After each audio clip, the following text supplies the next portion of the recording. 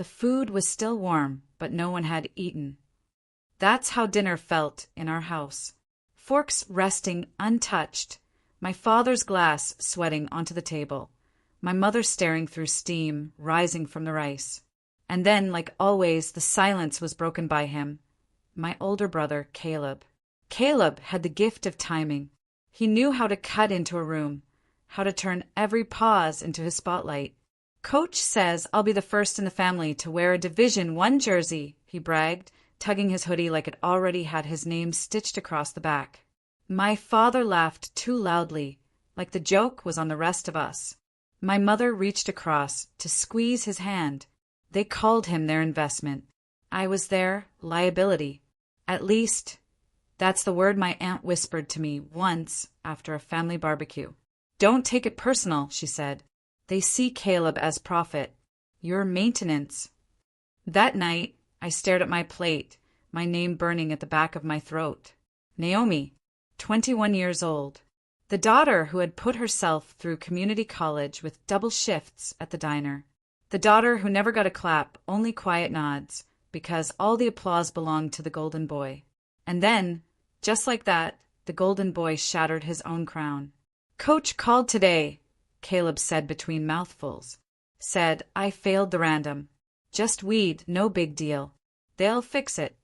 He laughed like the world bent for him. But I saw my father's face blanch, my mother's hand freeze. The scholarship, the one that was supposed to carry us, was gone. By the weekend, my parents had signed loan papers. Tens of thousands, just to keep Caleb in school until things blew over.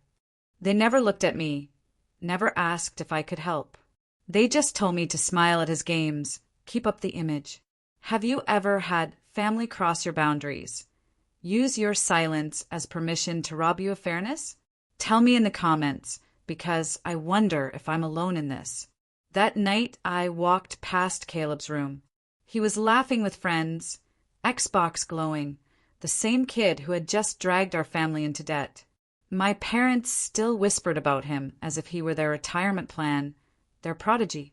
I touched the photo frame in the hallway, our family portrait from 2 years ago, glass cold beneath my fingertips. In the photo, Caleb's arms slung around me, his smile blinding, mine small. The frame tilted slightly, cracked at one corner. And I thought, maybe glass doesn't break all at once. Maybe it cracks slowly, until one day, the whole picture falls apart. The sound of my parents' printer became the soundtrack of that summer. Page after page, loan contracts spat out onto the kitchen counter, the smell of ink hanging heavy in the air. They stacked the debt like it was bricks for a house Caleb hadn't even bothered to build. I watched from the doorway as my father signed with shaking hands. My mother whispered, "It's worth it, he'll rebound." The word worth caught in my chest. Was I not worth anything?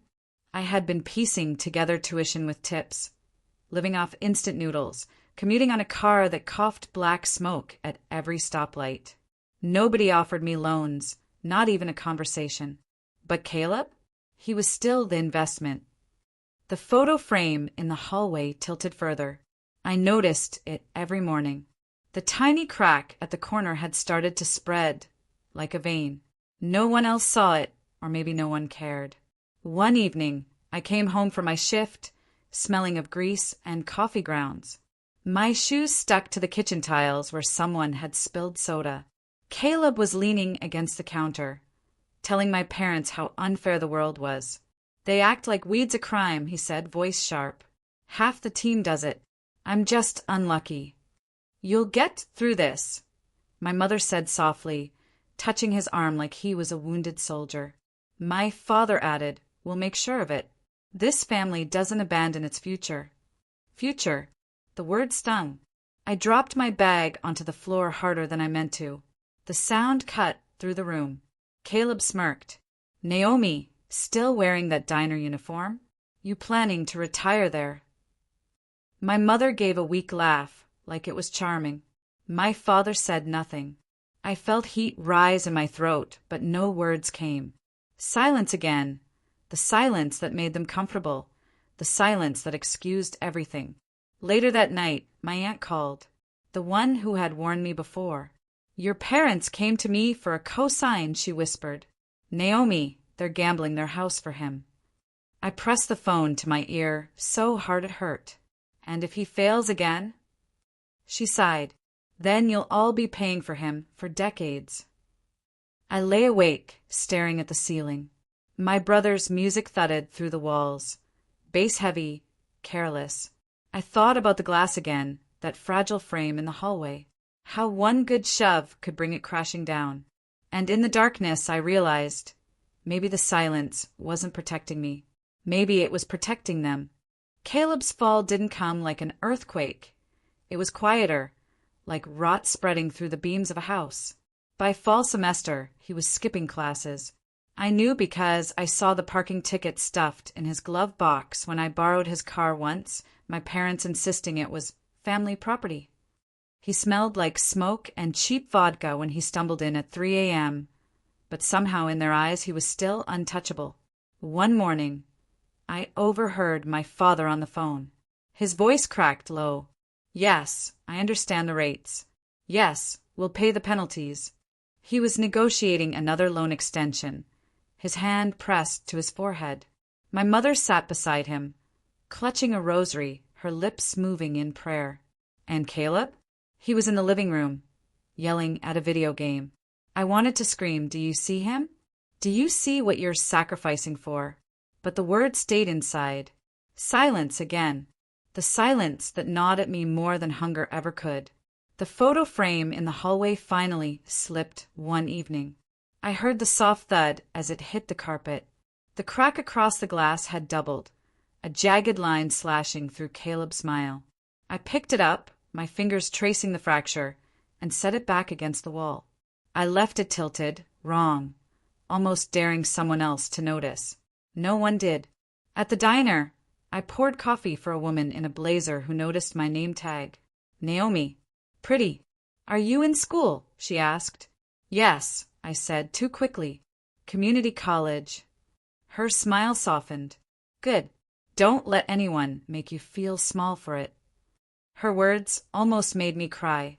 A stranger gave me more recognition in 30 seconds than my own family had in years. That night, over dinner, Caleb leaned back in his chair and said, "Coach still calls me, you know. He says if I keep training, there might be a chance next season. They'll forgive me. Everyone does." My parents clung to that lifeline like it was gospel. "You see, God closes doors but opens windows," my mother whispered. I stared at my plate, mashed potatoes congealing. I wanted to ask, what about me? Where's my window? But I didn't. Instead, I excused myself, walked to the hallway, and looked at that broken frame again. My reflection split across the crack. Two Naama staring back at me. One silent, one waiting to speak. And that night, for the first time, I whispered into the darkness, "I won't pay his debts. Not with my silence. Not anymore." The first call came on a Tuesday. I was folding laundry in the living room when the phone rang. My mother answered, her voice tightening. "We'll take care of it, please. Just give us time." When she hung up, she smoothed the hem of Caleb's jersey, the one he never got to wear on the field, and pretended nothing had happened. But the calls multiplied. Morning, night, even during dinner. My father's voice grew sharp, his patience thinning with each demand from the collectors. And still, Caleb walked in with new sneakers, a shiny watch, all gifts from friends. One night, I came home late from the diner and found my parents arguing in the kitchen. "We can't keep this up, David," my mother whispered. "The mortgage." "We can't abandon him now," my father snapped. "He's our future. Naomi will manage." The words clung to me like smoke. Naomi will manage. I was their safety net, their invisible solution. Work more hours, swallow more silence. The hallway photo frame fell again that week, this time shattering on the tile. The glass splintered into glittering shards, Caleb's face cut into pieces. My mother gasped, rushed to sweep it up, muttering, "It's just the frame. The picture's fine." But I saw it differently. The picture wasn't fine. None of it was. A few days later, Caleb barged into my room without knocking, holding out a crumpled letter. "Can you read this? It's from the bursar. I don't get their legal crap." I took the paper. It was a tuition demand. Overdue. My stomach twisted. "You mean you haven't even paid for classes this semester?" I asked. He shrugged. "Mom and Dad said they'd handle it. You know how it is." He grinned, careless. "You still wear that perfume? The vanilla one? Makes you smell like cookies." The sudden line knocked the air out of me. He always did that, random, off-key comments, like he knew how to confuse me into silence again. But this time, I folded the paper slowly and handed it back. "It says you owe them $14,000. Read it yourself." His grin faltered. At the diner that night, I couldn't focus. Plates clattered, orders blurred. But my mind was stuck on that number. 14,000. My parents had taken out loans against the house. If Caleb defaulted, it wasn't just him. They could lose everything. And me? I'd already lost enough. That night, lying in bed, I stared at the ceiling and thought about those collectors. They weren't just calling my parents. They were circling all of us, waiting for one more slip. I whispered to myself, almost like a vow, if Caleb is their investment, then maybe it's time he pays his own interest. By winter, the house no longer felt like home. It felt like a bank vault with a ticking clock. My parents whispered about payments over breakfast, their voices brittle. The Christmas tree leaned in the corner with only half its lights working. But Caleb still strutted in wearing a new leather jacket. "Got it on sale," he said with a wink. But I saw the tag dangling inside. My mother pretended not to. The photo frame in the hallway was gone now. My father had thrown it out after the glass cut his hand. The empty square of paint on the wall looked like a wound no one wanted to acknowledge. One morning, a letter arrived. I was the one who found it, jammed between utility bills. Final notice. The collectors weren't threatening anymore. They were promising. When my father came home, I slid it across the table. "They're going to put a lien on the house." He rubbed his temples. "We'll figure it out." "Dad," I said quietly, "you can't keep." But Caleb stormed in, tossing his backpack onto the couch. "Figure what out?" "Nothing," my father said quickly, folding the letter and tucking it into his pocket. "Focus on your studies, son." I laughed. It slipped out sharp, bitter. Caleb turned. "What's funny?" "You," I said before I could stop myself. "You act like the world owes you. Like we all owe you." The room went silent. My mother's eyes filled with tears. My father's jaw tightened. Caleb's smirk didn't waver. "You jealous, Naomi? That they believe in me." I wanted to scream, "Believe in what?" Instead, I grabbed my coat and walked out. At the diner, I scribbled numbers on napkins between shifts. If I picked up 3 more nights, I could save maybe $500 a month. But compared to $14,000, compared to a mortgage, it was like tossing pebbles at a flood. That night, Aunt Linda called again. Her voice was hushed. "Naomi, I co-signed for your father. If Caleb defaults, they'll come for me too." I closed my eyes. I didn't know. Her tone sharpened. "You need to wake them up, or this boy will drag everyone under." When I hung up, I sat in the dark living room.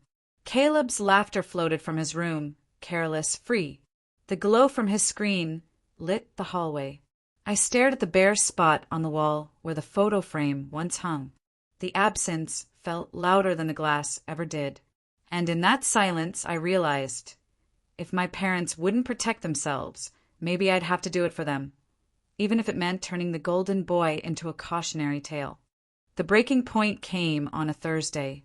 I came home from the diner past midnight, my hands aching, my apron stiff with grease. In the driveway sat a new car. Not just new, shiny. Black paint, chrome rims, still smelling of dealership polish. Inside, Caleb tossed the keys onto the counter like it was nothing. "Lease," he said. "Don't worry, it's under Dad's name." I froze. You mean another loan? He shrugged, unbothered. Relax. I'll go pro. Sponsors will cover it. My father stood behind him, silent, shoulders slumped. My mother busied herself with dishes, scrubbing as though she could wash the truth away. That night, I couldn't sleep. I kept hearing the sound of the keys hitting the counter, metallic, heavy, an anchor dragging us all down. The next morning, I left early for school and detoured to the bursar's office. I asked questions Caleb never would, dates, amounts, names. I walked out with a folder so thick it could choke him. 14,000 wasn't even the half of it. With penalties and loans layered on top, we were nearing 40,000.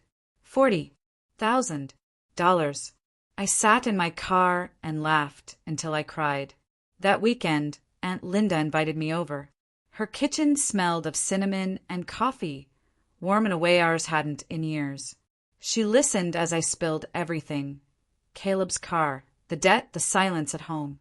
She placed a hand over mine. Naomi, you have to protect yourself. Start keeping records. Every dollar, every paper. Don't let them bury you in his mess. So I did. I photocopied loan contracts when my parents weren't looking. I tucked away bank statements, printed emails. Each page I hid in a shoebox under my bed. The evidence of Caleb's so-called investment. Meanwhile, his downfall ripened. He failed another class, got suspended for missing practice. One night, he came home drunk and punched a hole in the drywall. My parents patched it with plaster, saying he was under pressure.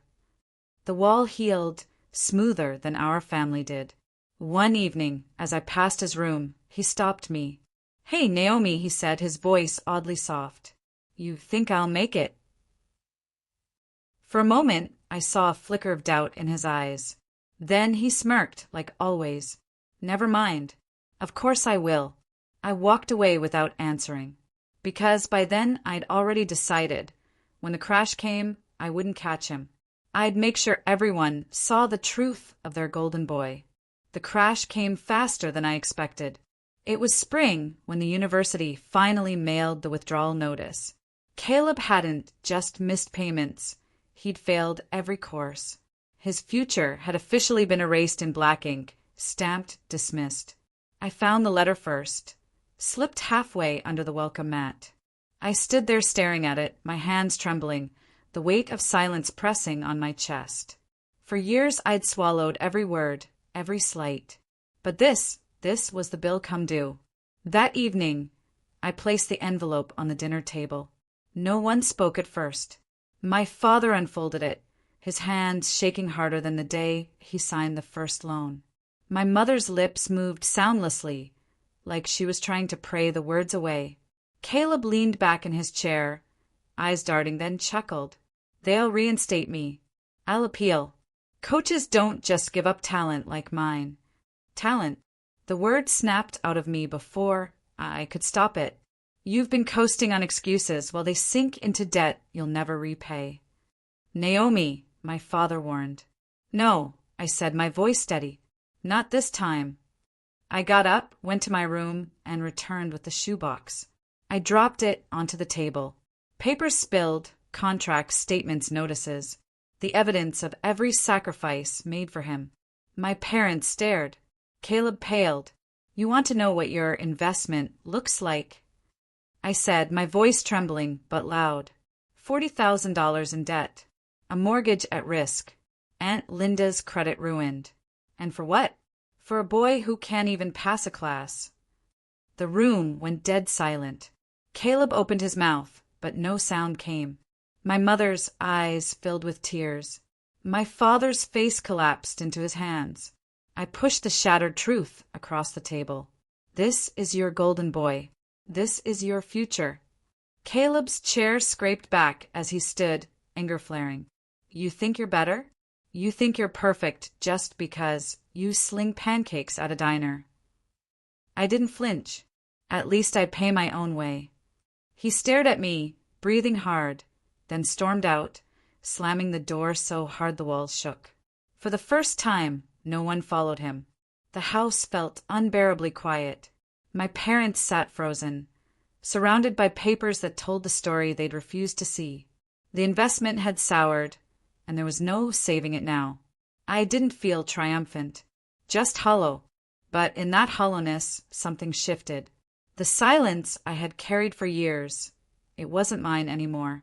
I'd laid it at their feet, and for the first time, the crack in the glass belonged to them. The days after Caleb stormed out stretched thin and strange. The house felt different, quieter, heavier. The phone still rang with collectors, but now my parents didn't rush to answer. They just let it ring, the shrill sound echoing through the kitchen until it died out. I kept expecting Caleb to come swaggering back with another excuse, another story about how everyone else was wrong. But when he finally returned, it wasn't swagger, it was silence. It was late, near midnight. I heard the door creak and found him standing in the hallway. His jacket was wrinkled, eyes bloodshot, hair unkempt. For once, he didn't look like the golden boy. He looked like someone who'd finally run out of charm. "They kicked me off the team permanently," he said. His voice cracked. "I'm out."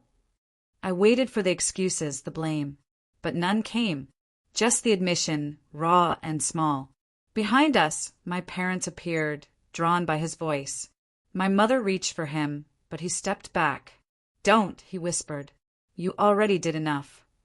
For the first time, I saw guilt in his eyes. Real guilt, not just fear of losing status, but shame. I walked to the kitchen, pulled the shoebox from under the table and slid it toward him. "This is what you cost us," I said quietly. 40,000. Aunt Linda's credit. Dad's health. Mom's prayers. He didn't touch it, just stared at the paper spilling out, his reflection broken across the plastic sleeves I'd kept them in. My father spoke then, voice hoarse. "You'll take responsibility. A job, payments, something. This debt isn't just ours. It's yours." Caleb nodded once. No protest.